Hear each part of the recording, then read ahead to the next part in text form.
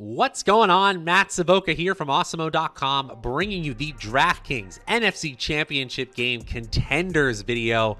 The rubber match between the Los Angeles Rams and the San Francisco 49ers. The 45.5 total right now, well below the AFC Championship game, but this game has a lot of offensive power, firepower, and a lot of shootout potential as well. Right now, the home team Rams are favored by 3.5 points, but it is a true toss-up. Before we get into this one, go ahead and like this video, subscribe to the channel so that you always know when we're going live. You guys know what to do. And if you could give me, Matt Savoca, a follow on Twitter at Draftaholic, that would be much appreciated as well.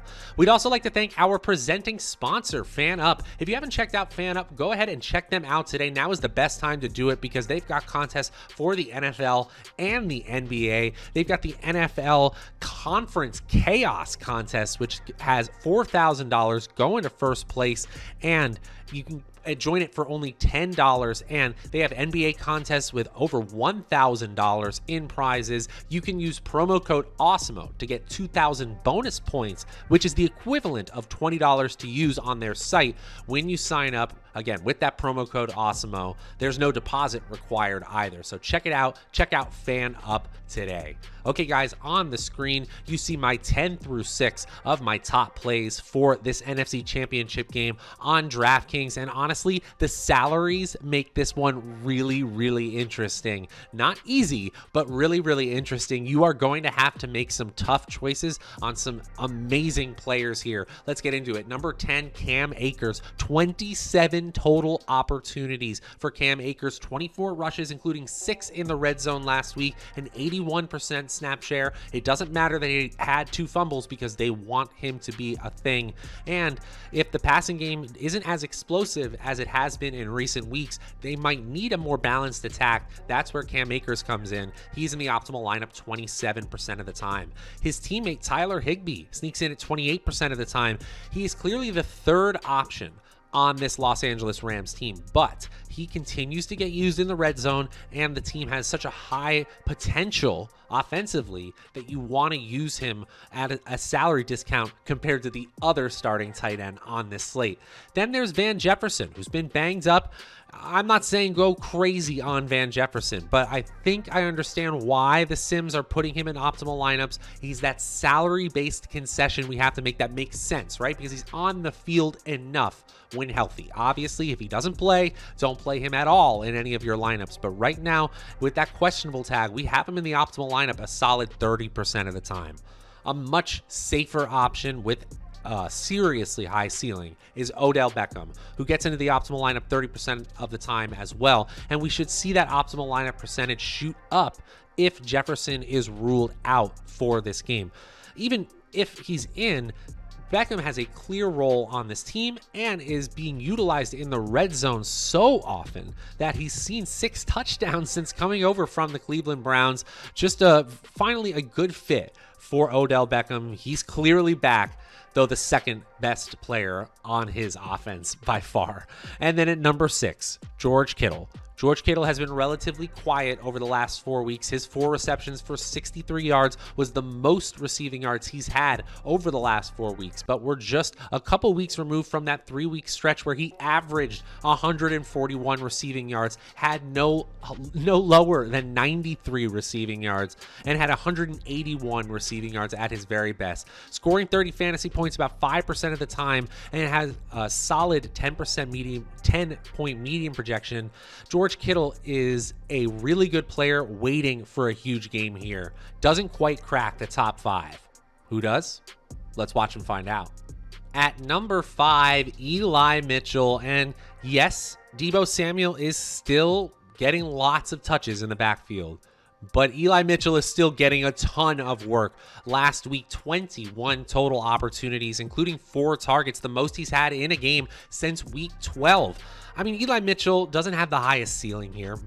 I think the most likely outcome for him is something like 10 to 15 fantasy points. 25 fantasy points is really, really stretching it. Only 2.4% of our simulations have him get to 30 fantasy points. So in a ceiling, when you need a ceiling score, in a big tournament, I don't know if Eli Mitchell is your man, but still a 25% chance of being an optimal flex play. We'll take that here.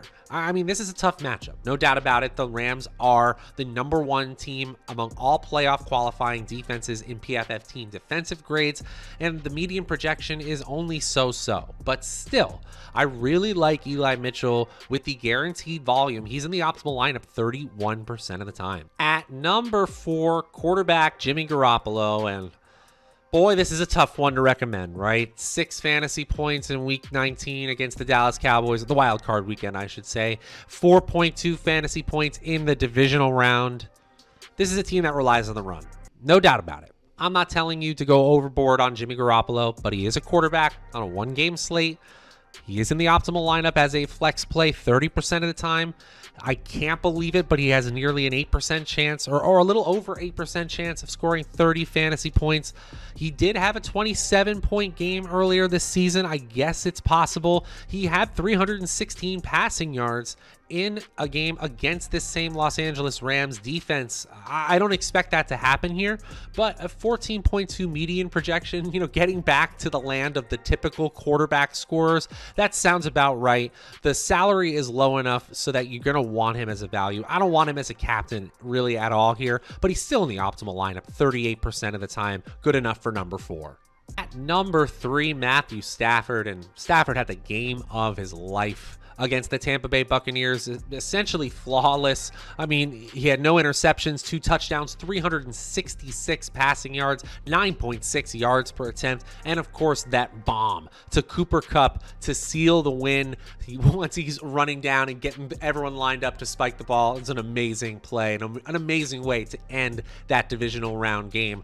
Stafford has been playing incredibly well all season, though there have been these interception problems. It has seemed to slow down here in the playoffs. In fact, he's got no interceptions here in the playoffs. That's what we like to see. The San Francisco defense is getting healthier and coalescing at a really good time, but Stafford is still showing up as an optimal flex play a solid 35% of the time. As usual, we usually see quarterbacks in that flex spot at least a third of the time.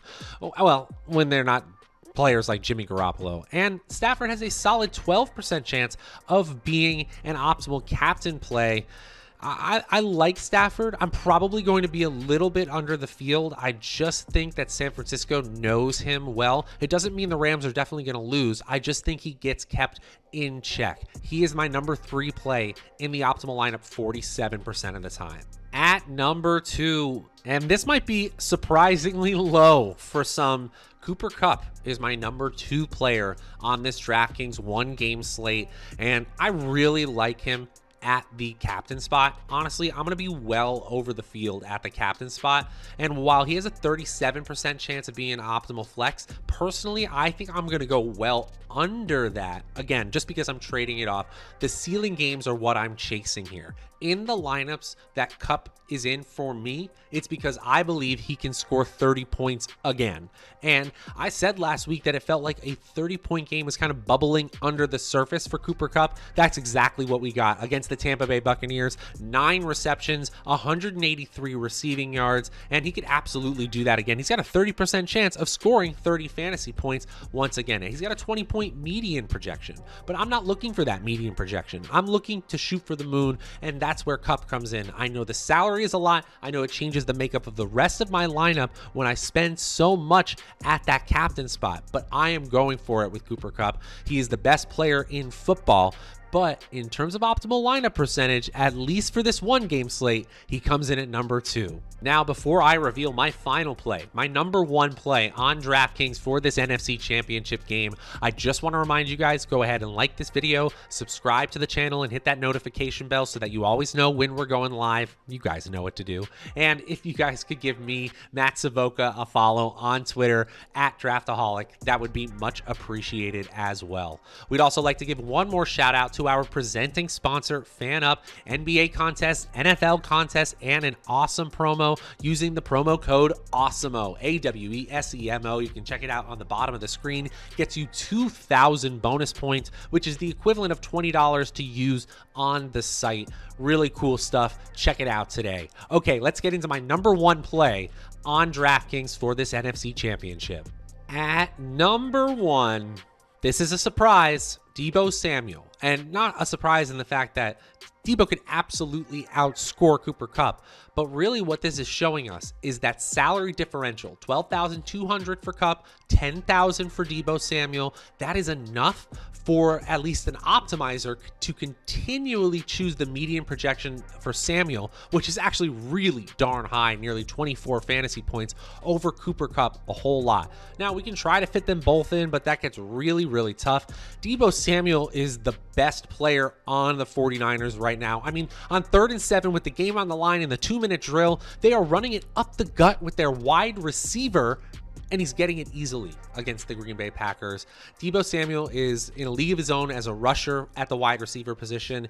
And, you know, there could always be that game where he gets peppered with targets, like the game a couple weeks ago against Tennessee, where he had a dozen targets in a game. It's not out of the realm of possibility. He's got a 42% chance of scoring 30 or more fantasy points. And though the matchup is tough against a Los Angeles defense that is number one in PFF team defensive grades, I know Kyle Shanahan is going to create all sorts of unique, interesting views and ways for Deebo Samuel to get the ball just like he did last week. So the guaranteed touches are there and the salary discount from a player like Kupp is there.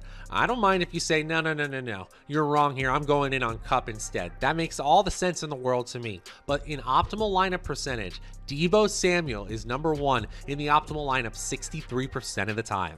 And that is going to do it for this NFC Championship DraftKings Contenders video. If you're looking for the FanDuel version of this video or the AFC Championship versions of these videos, go ahead and look for it on the channel. They're around here somewhere. We will be back over the next 2 weeks with all of your Super Bowl content needs leading up to the big game. Until then, I am Matt Savoca from Awesemo.com. We'll see you guys next time.